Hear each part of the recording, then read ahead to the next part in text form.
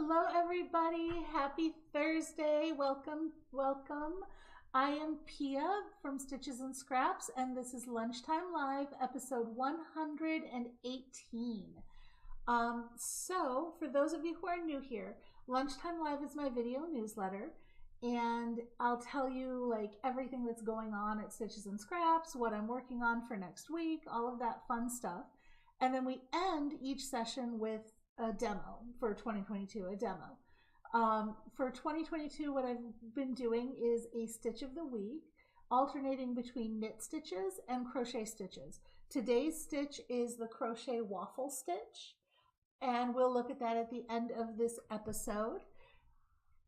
Now, as we go through stuff, if you want to get to any of the links that I talk about, like any of the patterns or tutorials that I mention, that kind of stuff, look in the description on the video and you'll see a link to a blog post. In that blog post, I've listed everything that I'm going to talk about today, so you can find it there and get right to whatever, get the pattern I'm telling you about, whatever.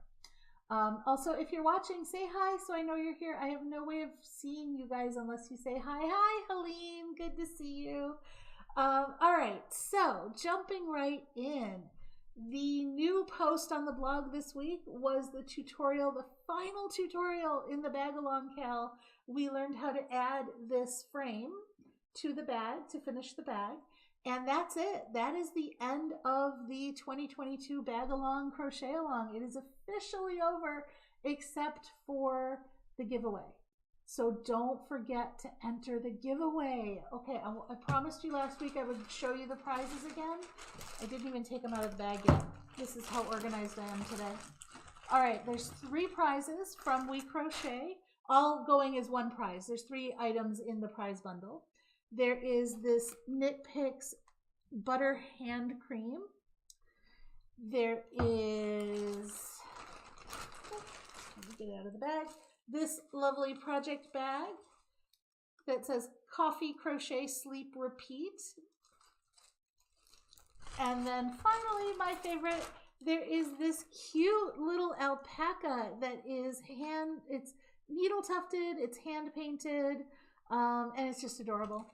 So that is our final prize for the crochet along, and I hope all of you enter. I know I'm making rattling noises. Hang on, let me put this away. I'm making crinkly sounds. Okay, no more crinkly sounds. So that is the final prize for the bag along, crochet along, and then it's all over. We finished. We got through 6 bags, and I hope you guys had a lot of fun with it. But remember to enter that. That giveaway ends the day before Christmas Eve, the 23rd.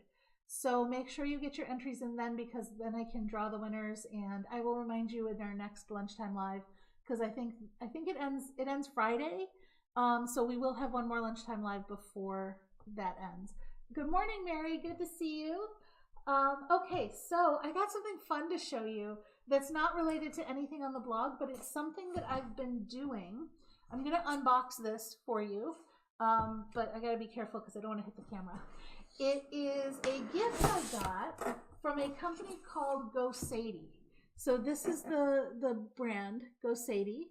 I have been part of, and I'm so excited about this, I've been part of the alpha testing for this company.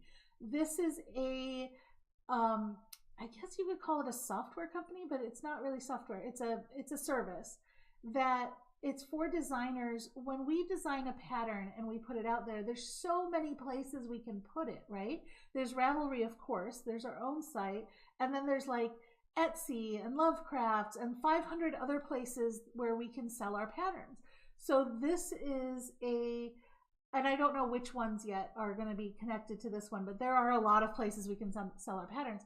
This is basically a syndication service where we can enter our information once instead of 700 times, and it will farm it out to all of these different sites. And it's in alpha testing right now, which is the step before beta testing. So it's like, hasn't even started beta testing yet. But I've been part of that group, and it's been a lot of fun. We've done some surveys on like how we feel about different things. And they sent me a Christmas present, and it's so sweet. So one of the people who runs this service is from also works at Nina, which is a store in Chicago. And they sent me some yarn from Nina. So let me get this out and I want to show you. I'm going to switch my camera here. Sorry, lots of noises today, I know. Hi Beth, good to see you. Okay, so look at this cute little packaging. I love this. I got to get better about packaging my stuff from my store, you guys, because it does not look this nice when I send it out. Okay, so, oh, I guess that wasn't, there we go. Oh, can I zoom out? Let's zoom out a little bit. There we go. So this is the bag. It's a beautiful tote bag they sent. This is the company, Go Sadie. This is what the bag, oh, that is not what the bag looks like. This is what the bag looks like. So lovely tote bag, and then inside is yarn. And I want to show you this. This is from the store Nina in Chicago. And it is, let's look at the label. I haven't even had a chance to really look at it. This is Movers and Makers yarn from Nina Chicago. And they sent me like a full sky skein and then 4 coordinating colors. So you know this is going to become socks at some point, or maybe a hat.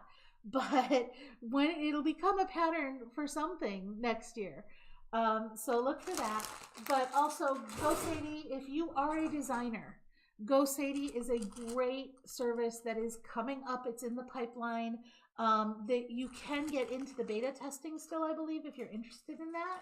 So go to their website and see if you want to join in that. Otherwise, I don't know a launch date. I don't think they're even close to knowing that. But it is coming in the pipeline sometime, and it seems like it's going to be a really exciting product. So that was that. I just had to show you my squishy yarn mail.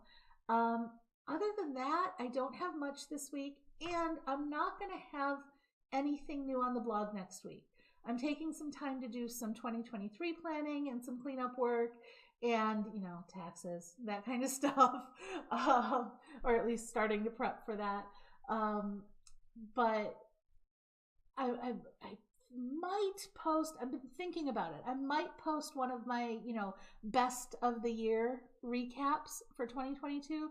But if I don't do that, then there won't be any new posts next week. But we will have Lunchtime Live next week because I have one more stitch to show you, one more knit stitch, which is the knit honeycomb stitch. So that'll be next week. And then I am taking the week off between Christmas and New Year. So there won't be a Lunchtime Live that last Thursday of the month. So you've got one more Lunchtime Live before the end of the year. So let's jump right into this week's demo, which is the crochet waffle stitch. Now this is one where it's, you can say it's a very formal stitch, but it's also kind of a concept that you can play around with and shift where you are in the pattern as well. So this is the swatch that I made of the waffle stitch, and I made a couple charts. On the blog post, this was the chart, but that's a little different than what I actually did. So I've actually changed that to this, and I'll explain the difference in a minute, but my camera's off kilter here. There we go. Okay, so I'll explain that difference in a minute. I think I hit it with a box. But let's first look at how to work this right here. Let me take a sip first so I'm not coughing at you guys. Okay. So let's start with the repeat. It's a 3-stitch repeat, and then the starting chain 1, 2, 3, 4, 5. So it's 3 plus 5. So really 3 plus 2. So I've gone ahead and done, what did I do here? 9 stitches. So this is 3, 6, and then one more repeat of 3 for 9 stitches. And we're going to start with this row. So this is a wrong side row the way I've written it. We'll talk more about that later. So if we start with row 2 here, I'm chaining 2 for my double crochets, because if you notice, every stitch here after this setup row of row 1, every stitch here alternates as it goes up between a front post stitch and a regular stitch, okay? The front post stitches sit just a little bit lower than the regular stitches. So using a chain 2 instead of a chain 3 helps to even that out so the edge doesn't get floppy. So I'm using a chain 2 here, even though I normally would use a chain 3. A chain 2 that counts as a double crochet. And then we're going to start with this front post double crochet around the next stitch. So this chain 2 counts for the first stitch, and then we're doing a front post double crochet around the next stitch. And I'll show that to you slower on the next one. If you guys don't know how to do a front post double, we'll go over that. Okay, so then the next 2 stitches are just regular double crochets. So front post double and then regular double crochets. Okay, 2 double crochets. The next one is a front, oh wait, we got to repeat. So the next one is the front post double again. So yarn over, insert your hook from front to back, and then up and out the front again. Okay, when you're done with a front post, when you're done putting your hook in for a front post, everything should be in front of your work. All right, pull up a loop, and then pull through 2, and then pull through 2. And that's your basic front post double crochet. So then we've got 2 more regular double crochets.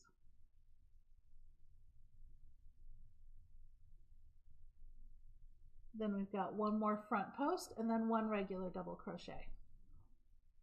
So we're basically alternating 1 front post, 2 regular double crochets all the way to the end. But then at the end, I've just ended with 1, and that goes into the chain 2 here. So I'm trying to get in there. There we go. I've ended with 1 regular double crochet instead of 2, just to give me a nice symmetric pattern, because I started this row with 1 double crochet. So I don't want to end with 2 here. I like the symmetry of doing it this way. We will talk more about that at the end when I talk about variations. Okay, now this is the front. This is what the front of the work looks like. And you can see it's starting to make those boxes like we have here. You see the boxes where you've got the recessed regular stitches and then you've got these post stitches. That is starting to form here. Okay, so let's go on to row 3. Again, we're going to chain 2 to start our row, turn our work, and now we're alternating between 1 double crochet and 2 front post double crochets. And they are front post because what we're basically going to do is these stitches here were the regular double crochets before. We're going to do those as front post stitches. And this stitch here that was a front post stitch before, we're going to do that as a regular double crochet. So it's 1 regular double crochet, and then, oop, I dropped my yarn. Okay, and then 2 front post double crochet.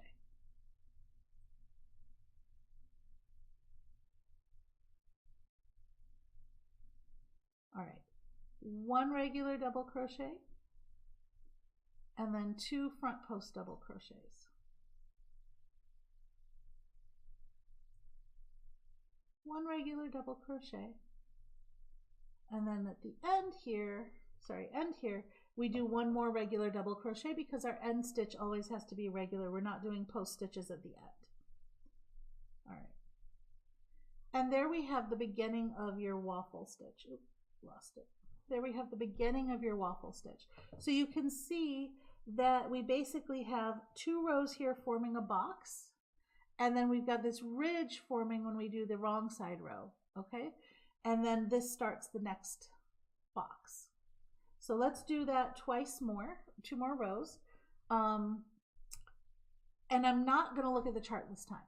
I'm not going to count my stitches this time because this is a pattern that's really, really easy to read your stitches. So chain 2 and turn. And now look at the stitches you have, okay? These 2 pop out in the front. Well, the first one we know is a regular double crochet, right? This one pops out kind of in the front, and these 2 are recessed in the back, yes? So the one that pops out in the front, we're going to do a front post stitch around that. The 2 that are recessed in the back, we're going to do regular double crochets in those.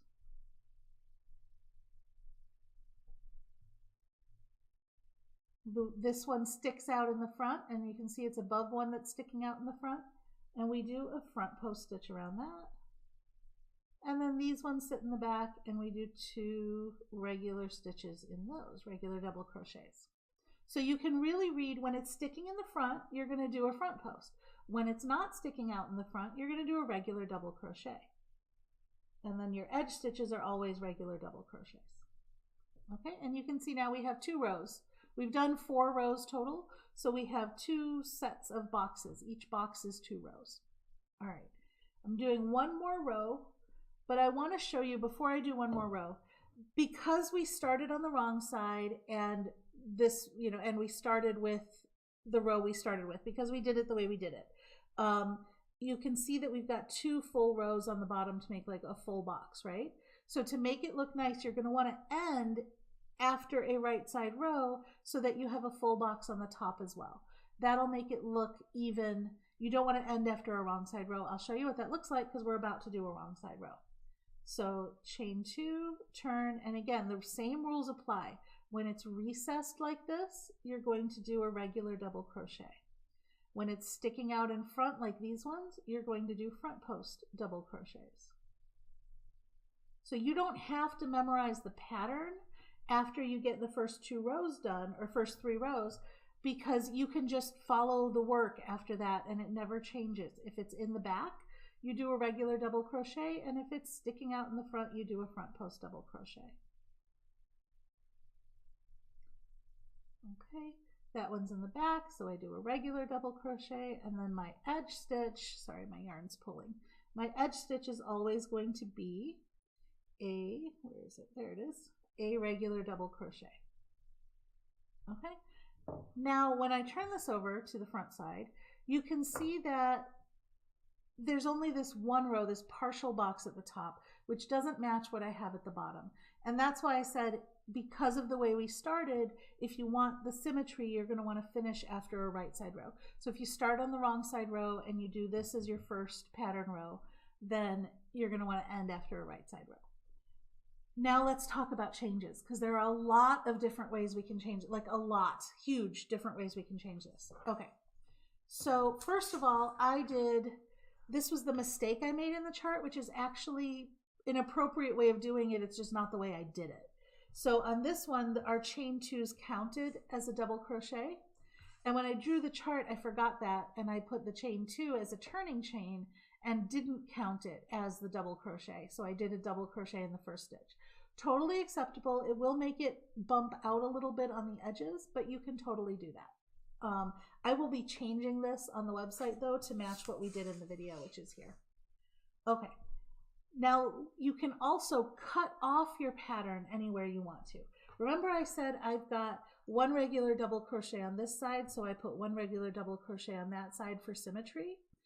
Well, that's fine. You could do 2, right? Because this is 1 front post and 2 double. You could do, you know, chain 2, double crochet, front post, double, double, front post, double, double, and have 2, right? You could cut it off unevenly where you had 1 double here and 2 doubles there. Whatever the look you're going for, you can adjust the sides, okay?